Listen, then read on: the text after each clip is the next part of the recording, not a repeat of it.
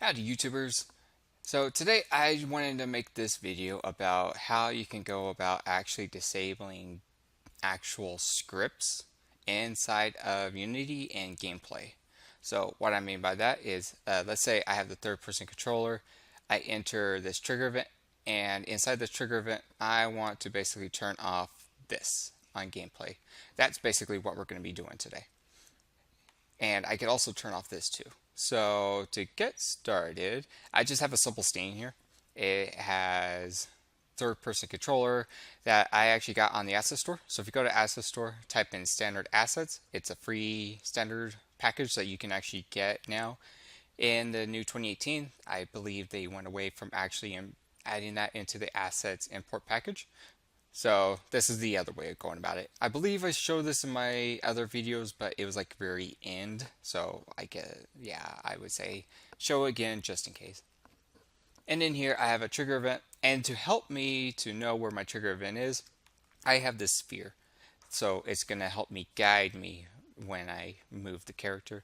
And then also I have the main camera as a child to the third party controller. Alright, let's get started. This is the actual magic behind it all. Gonna go ahead, gonna create my C# script. Gonna call this disable scripts.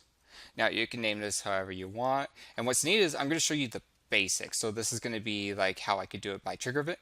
But you could do this in many different ways. So like let's say a character dies and you don't want the player moving, or you don't want enemies moving, or you don't want the camera to go, or you get into an event and you're like, okay, I'm doing a cinematic, but I have a timer, but I want to disable the timer. This is like the cheese on a platter, if you like had cheese and crackers in a way. And how I learned about doing this was on this site, Lincoln and Learning. Basically, all the videos from lynda.com are turning into Lincoln and Learning. This is actually a great source of information if you want to learn, brush up on skills for After Effects or pretty much anything.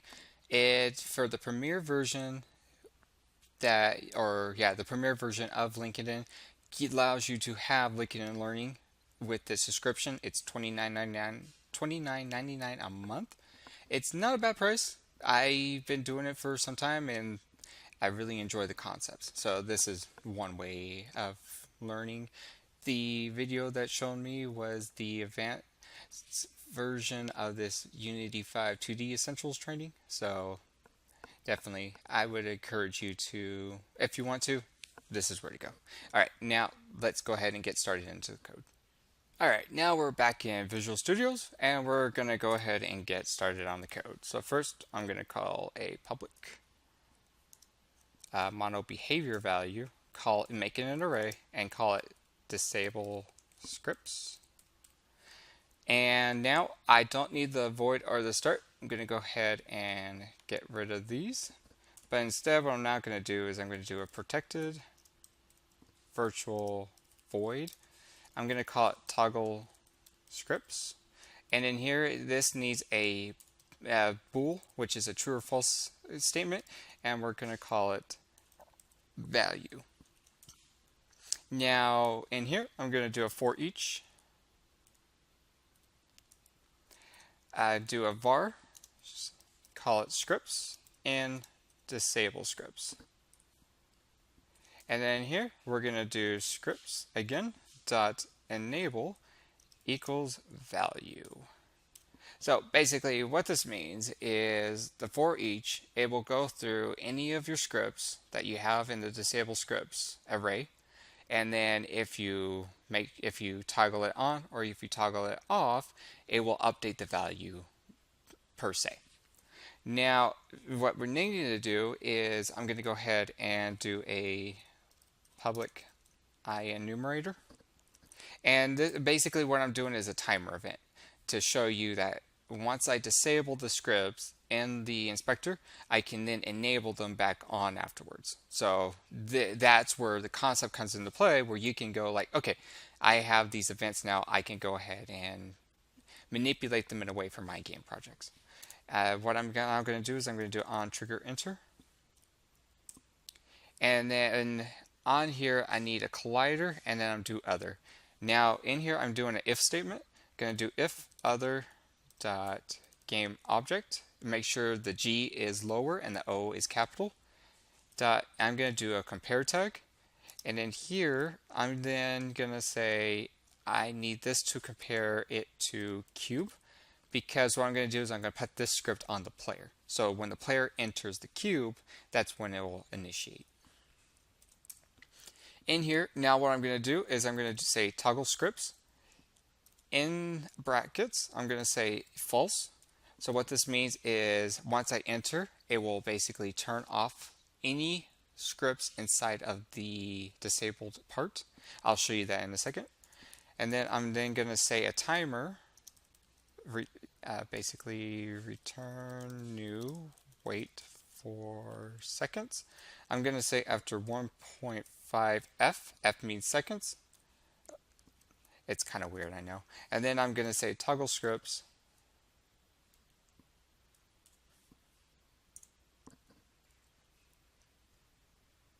Oh, I spelled that wrong. Okay, I'll fix that in a second. Enabled, or toggle scripts, sorry, true. Basically meaning that it'll turn on.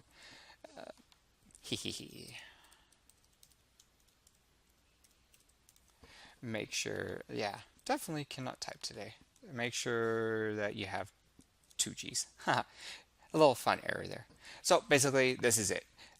Public mono behavior basically disables it. This protected virtual allows you to be able to reuse this type of code within other code classes, or you could basically just copy this and put it to different codes. And then I have a public IEnumerator on trigger enter, which means it's a timer, because yield return has to begin an IEnumerator. And then if I enter compare cube, it turns off my scripts. After 1.5, it'll turn it back on. We're going to go ahead and save out the script, and then we're going to go ahead and head back into Unity, wait for it to compile. Awesome, that was quick.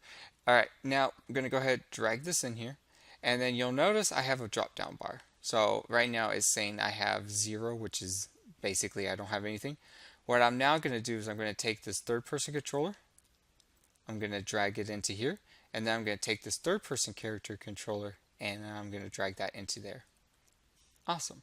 Now, if you were, say, you had the script on, like, let's say this trigger event instead, you, whatever the top code or script that you have, that's going to be the one that will be the first one that'll pop into there. So just be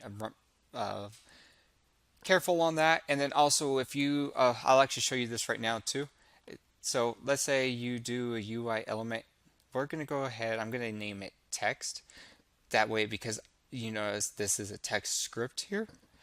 And if I were to say have another code underneath that, if I were to put this text into here, you'll notice that the text is the first one that will be disabled.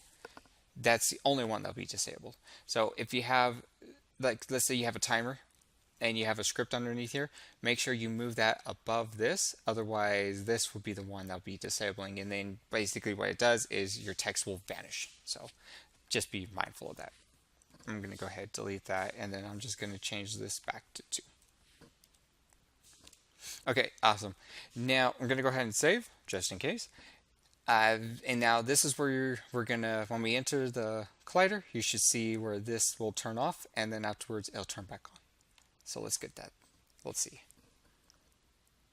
Okay, so character moves in.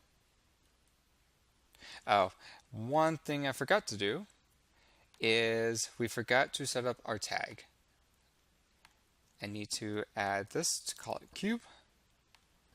And then in my trigger event, even though it's on trigger, I need to set that to cube. Make sure I go back to my script. Cube. Yeah, make sure that this is the same way of spelling. Okay, now try this again. Okay, you notice it turned it off, even though I was basically walking still. And then afterwards, I turned myself back on. Yeah, so basically that's how you disable and enable scripts. This was basically basic to show you, and this is where you need to take the lesson now and expand on it. Yeah, let's exit out and then let's enter back in one more time. Yeah, it might be because of something else. Yeah, it might. It's kind of weird because it should have stopped the character, but hey, different things happen. I know if you were to, say, disable your actual other characters, it should work, but it might be something with this third person controller. I hope that this video was definitely helpful, definitely something to expand on.